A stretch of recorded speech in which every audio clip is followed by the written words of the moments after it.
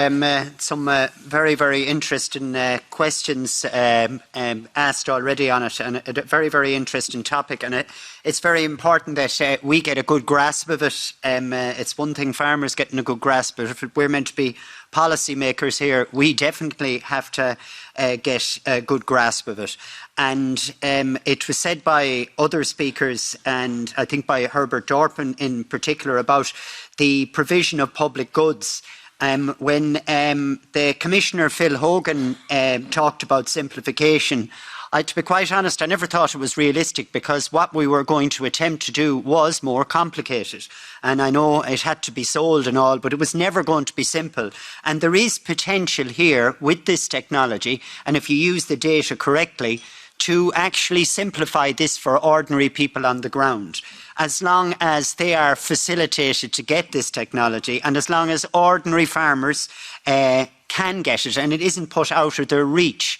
And that's what's really important here. I mean, none of us, I don't think any of us are Luddites. Technology is phenomenal, but ultimately who will benefit? Because look, 30, 40 years ago, there'd be farmers dreaming. When my father was driving a 20 diesel Ferguson, and then we moved on to a 35X Ferguson, it was like we dreamed of having the tractors that people have nowadays. And that was technology, and things moved on. But I have to say, the people driving those tractors aren't any happier.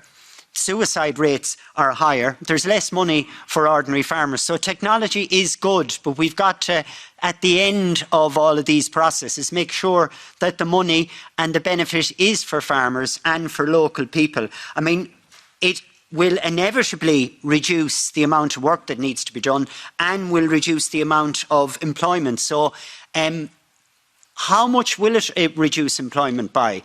And what will that be replaced by in rural areas? And will the money that comes out of this stay locally?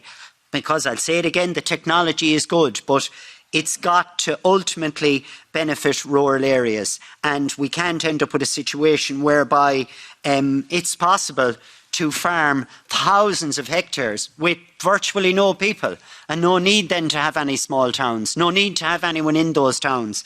And your wife not wanting to stay with you anymore because there's no one to talk to in the area, or vice versa, and having no life. So technology is phenomenal, but it's also got to make life better. It's got to be about people, and it's got to be ultimately about helping the environment. It can't just be about, and we need people sitting in offices in front of computers and doing that sort of stuff, but ultimately this has got to be about farmers, rural areas, and better food and a better environment.